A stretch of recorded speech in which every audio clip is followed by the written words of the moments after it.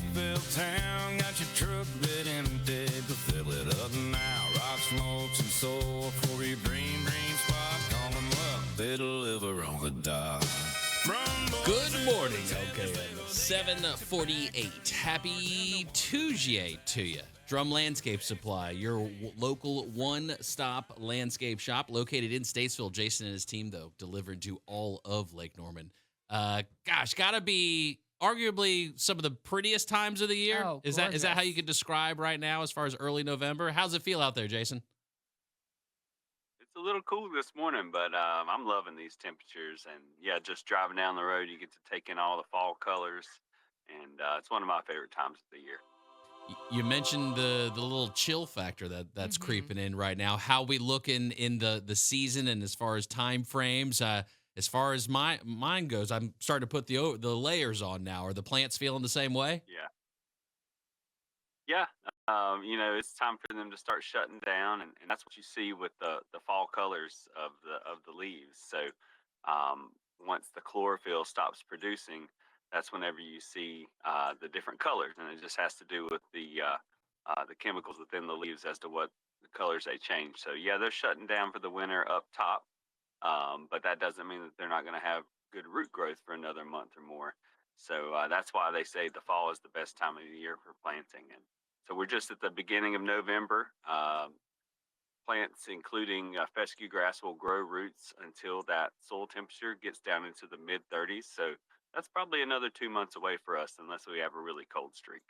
And as we get into the colder months, the blanket concept or anything like, do I need to know about blankets for any of my plants or my shrubs, or when does that become a factor?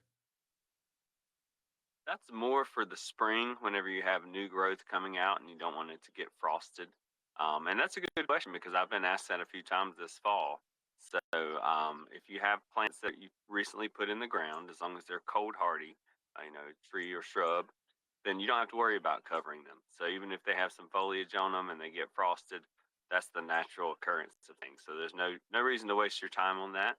The only thing you might want to cover is if you happen to have some vegetables in the garden that are still producing, which could be happening this year. Tomatoes and peppers will still produce. If you see a frost coming up, you might cover it then. But it looks like about 7 days out from now, we're going to get a serious frost threat. You may have had a little bit here or there. But to my knowledge, there haven't been any major frosts, but it looks like about 7 days out from now, we're going to get down into the upper 20s. So there's really not much a blanket will do there. So if you have any plants outside that are sensitive to cold, if you're like myself, you got any Meyer lemons or any house plants outside, it's definitely going to be time to bring them in this weekend, because it's going to be more than just mid 30s next week. And even something that lasts beyond, no matter the temperature, all the stone and the beautiful landscape, extra hardscape things that you guys have. And so, do people do projects all through the winter? I mean, people are crazy like that. They hang out outside in the cold. Yeah, it's more contractors for us in the wintertime, but we do certainly get some homeowners out there doing projects. But you can successfully do a hardscaping project anytime temperatures are above freezing. The only threat there is if you are working on it and then it gets cold and substantially below freezing for a day or two, then it might freeze your base and you need to wait till it defrosts. But other than that, that's the only thing that would hold you back, other than the air temperatures for being outside and doing a project in the winter. And for myself, I'd much rather do it whenever it's 60 degrees outside or even 45 degrees than if it's 85 or 90. I don't want to jinx it. I Okay. don't want to, but I have to ask. Are we done with the mosquitoes for the year? Can I officially say we're done with the mosquitoes now? I would say so. I haven't noticed any bugs here at my house in about 2 weeks or so. So I've been looking for them, other than a stink bug or two trying to get inside a home, and we noticed those at work. But yeah, I haven't seen a mosquito in a couple of weeks. So hopefully they're done. I want to plan for next season the right way Yes. on the mosquitoes, right? Because this year, Jason, I feel like I got bit more than ever this year. I probably got standing water and all that kind of stuff, but I need something that can counteract my nonsense. And so from what Mamie tells me, you've got the solution. So what is in the skeeter spray? Is it just DEET 100%? Is that the way I just rub it on my body? Is that it?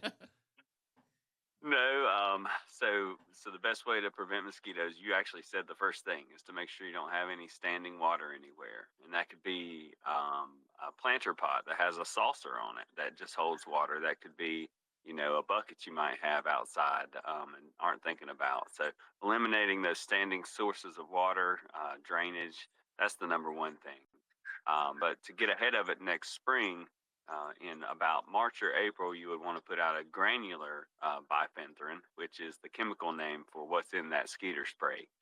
So you put the granular form out, which helps to kill out any larvae that might happen to be out there getting ready to hatch some mosquitoes. And then once we get into mid to late April into early May, that's when you start doing the spray every 4 to 6 weeks. And you just spray down the shrubs, especially if you have any screening trees, spray those down, and then the areas that you're going to hang out in. So, just keep it off of any food contact surfaces. And bifenthrin, once it dries, is a very safe chemical for helping to get rid of mosquitoes and other flying insects. See, Jason being the expert doing this for over 14 That's right. years, more than that, or that's Drum Landscapes by doing this more than 14 years. You said granular. Is that, for my friends that don't know, that means like pellet form basically in the grass? Is that what you mean? Yeah. Yeah, like something you'd put in a spreader, similar to a fertilizer. So the pelletized form of that just helps to get the initial dose out there, if you will, and to help with those eggs that have been laid. This is one of the best parts. When you have the That's questions, right. you can go and ask the experts. What's the team think about this change of season? Who likes the cold on the team? Somebody's got to love the cold on your team riding out on those wheel loaders all day long. Yeah, especially David in the nursery, and all of us really enjoy the cooler temperatures a lot better than the hotter temperatures. While we're out there working, but yeah, it's nice to just be able to work outside all day and not really break a sweat, even though you're still working hard. With these lower temperatures and lower humidity too, really helps out a lot. So this is the best time to get out, in my opinion, and dig a hole in your yard if you're wanting to plant a tree or a shrub, because we got a good rain, anywhere from 1 to 3 inches of rain, depending on where you were last week. So the ground's good and soft. And if you still need to do a little bit of seeding, I think you've still got another week or so window to where it'll guarantee to come up this fall. Myself, I've had luck up until Thanksgiving several years. So it does. I kind of get the feeling that we might have a cold December. I don't know why. Just I'm getting that feeling. So I think the last couple of years we've had the coldest temperatures in early to mid December, and then January and February, while they weren't warm, we're on the uptrend towards getting warmer. So we'll see what happens here, but it's still a great time to get out in your lawn. Enjoy it first of all, but also if you want to do some upgrades for plantings, come see us, and we'll be glad to help you out. I'm thinking of Christmas time right now, Jason, too, because Mhm. plants can. Is there a good Christmas planting besides Christmas trees? Obviously, Christmas trees are Yeah. phenomenal. But what is the? Is there a Christmas plant besides a Christmas tree you can get somebody, or that's normally given? Yeah, so conifers, you're talking about Christmas trees. You can have a living Christmas tree at your home. And while we can't grow Douglas firs around here, we're just a little bit too warm. I mean, if you were up towards the Brushy Mountains, you could probably successfully grow Douglas in your lawn. But down here, we have the Norway spruce, which will work really well all the way down to Charlotte. Norway spruce is one of the few spruces that does well with our heat and humidity, and it gives you that same sort of shape and texture as the Douglas fir. So it's nice to have that. And then deodar cedar, which is a little bit different texture, it's one of my personal favorites. Just plant it and let it grow to its nice pyramidal shape, and go put some lights on it or whatnot. So, and my wife always likes to have some Christmas tree shaped stuff near our front door that we can put lights on. So we can help you pick that stuff out as well. And just glad to help, figure out the problems through your landscape. That's what we're here for. That's the problem I've got. I haven't had a Christmas tree in my front yard my whole life. That's That's it. what I. That's That's you what I need That right is there. what you need. Sounds like you got your plan set for the weekend. Mum season, is it a good time for me to put the mums out on the porch? I've been waiting. So they didn't just die and Yeah. feel sad. Yeah, having the lower angle of the sun in the sky, and the cooler temperatures will help them from drying out, because that's what makes them look rough, is whenever they dry out during the day, and just they don't soak up water as well once they get dry. So yeah, it's a good time to get them put out there. Your blooms are going to last longer with these cooler temperatures, and just make sure you're keeping them moist, and that way the blooms won't fade at all. How was off topic? How was Halloween for the fam? Do you dress up for Halloween? Are you a big costume guy? I do some years, but not this year. So I've got two kids, 11 and 14. So they're on the edge of still, it's not as exciting for them as it has been.